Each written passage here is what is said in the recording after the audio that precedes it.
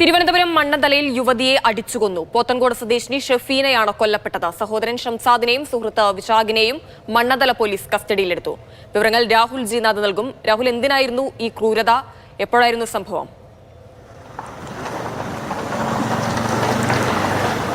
എന്തായാലും ഇന്ന് വൈകുന്നേരം, ഇന്ന് ഉച്ചയോടുകൂടിയാണ് ഈ സംഭവം ഉണ്ടാകുന്നത്. കാരണം എന്താണെന്ന് നിലവിൽ വ്യക്തമല്ല. ഈ മരണപ്പെട്ട വ്യക്തി ഷഹീന പോത്തൻകോട് പന്തലക്കോട് സ്വദേശിയാണ്.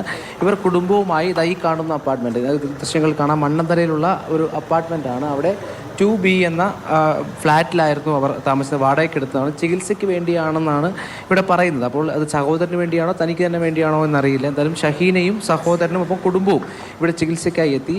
ഇന്ന് ഉച്ചയോടുകൂടി ഈ സഹോദരൻ ഷംഷാദിൻ്റെ ഒരു സുഹൃത്ത് വിശാഖ് ഇവിടെ എത്തുന്നു. എത്തിയ ശേഷം ഈ സഹോദരൻ മർദ്ദിച്ചു, അതായത് തല്ലിക്കൊന്നു എന്നാണ് നിലവിൽ പോലീസ് അറിയിച്ചിട്ടുള്ളത്. അതായത് ഈ ഒരു സംഭവത്തിൽ സുഹൃത്തിന് പങ്കുണ്ടോ എന്നുള്ള ചോദ്യമാണ് നിലനിൽക്കുന്നത്. അതായത് ഇവർ രണ്ടുപേരും ഉച്ചയ്ക്ക് ഇവിടെ എത്തി. ഇതായി കാണുന്ന ഈ ഭാഗത്തേക്ക് സ്കൂട്ടറിൽ വിശാഖെത്തി. ഒപ്പം ഇവർ 2B എന്ന ഈ ഫ്ലാറ്റിലിരുന്ന് മദ്യപിക്കുകയായിരുന്നു.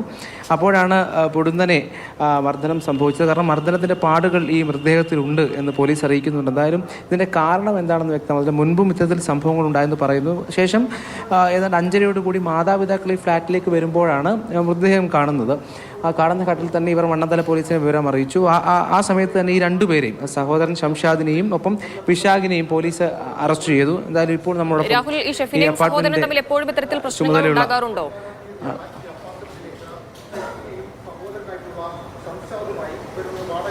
എന്തായാലും ഈ പറയുന്നത് പോലെ മുൻപും ഇങ്ങനെ പ്രശ്നങ്ങൾ ഉണ്ടായിട്ടുണ്ട് എന്ന് അനൗദ്യോഗികമായി പോലീസിനോട് മാതാപിതാക്കൾ പറഞ്ഞിട്ടുണ്ട് എന്നാണ് പറയുന്നത്. എന്തായാലും അതാണോ ഇതിലേക്ക് നയിച്ചതെന്ന് അറിയില്ലെങ്കിലും സ്ഥിരം മദ്യപിക്കുന്നയാളാണ്. ഇവർ തമ്മിൽ പ്രശ്നങ്ങൾ ഉണ്ടായിരുന്നു എന്ന് പറയുന്നു. ഈ ഷഹീനെ പറ്റി പറയുകയാണെങ്കിൽ 6 മാസമായി ഇത്തരത്തിൽ വിവാഹബന്ധം വേർപെട്ട് നിൽക്കുകയാണ്. അങ്ങനെ ഭർത്താവിൻ്റെ വീട്ടിൽ നിന്ന് ശാസ്താംകോട്ടയിലാണ് കല്യാണം കഴിച്ചു പോയത്. ശേഷം ഇവിടെ ഈ ഫ്ലാറ്റിലേക്ക് കുടുംബവുമായി ചേർന്ന് നിൽക്കുകയായിരുന്നു. എന്തായാലും ഒരു ചികിത്സയ്ക്കായാണ് വന്നത്. അത് നിലവിൽ നമ്മൾ അറിയുന്നത് സഹോദരൻ ഷംഷാദിൻ്റെ ചികിത്സയ്ക്കായാണ് ഇവിടെ എത്തിയെന്ന് പറയുന്നു. അങ്ങനെയാണെങ്കിൽ കുടുംബവുമായി ബന്ധപ്പെട്ട് ചികിത്സയ്ക്ക് വേണ്ടി ഇവിടെ എത്തിയ ആളാണ്. അപ്പോൾ ഇവർ എത്തുന്നു. അതിനുശേഷം 14-ാം തീയതി, ജൂൺ 14 കുറച്ച് ദിവസങ്ങൾ മാത്രമേ ആയിട്ടുള്ളൂ, ആ ദിവസം ഇവിടെ വരുമ്പോൾ ഈ അപ്പാർട്ട്മെന്റ് എടുക്കുന്നത് ചികിത്സയ്ക്ക് വേണ്ടിയാണെന്ന് പറയുന്നു. എന്തായാലും ഇതിന്റെ കാരണമാണ് വ്യക്തമാകാനുള്ള 2 ചോദ്യങ്ങളാണ് മുന്നിലുള്ളത്. ഒന്ന്, എന്ത് കാരണം കൊണ്ട് ഈ സംഭവം ഉണ്ടായി എന്നുള്ളത്. മറ്റൊന്ന്, ഈ സഹോദരൻ കുറ്റം സമ്മതിച്ചിട്ടുണ്ട്. അപ്പോൾ സഹോദരനൊപ്പമുള്ള സുഹൃത്ത് വിശാഖിന് ഇതിൽ ഏതെങ്കിലും തരത്തിലുള്ള പങ്കുണ്ടോ എന്നുള്ളൊരു ചോദ്യവും നിലനിൽക്കുകയാണ്. എന്തായാലും കൂടുതൽ കാര്യങ്ങൾ കൊല്ലപ്പെട്ടിരിക്കുന്നത് എന്താണ് ഇതിൽ സഹോദരനുള്ള പങ്ക് എന്നാണ് അറിയേണ്ടത്. എന്തിനായിരുന്നു ഈ കൊലപാതകം എന്നതിലൊരു വ്യക്തത വരണം.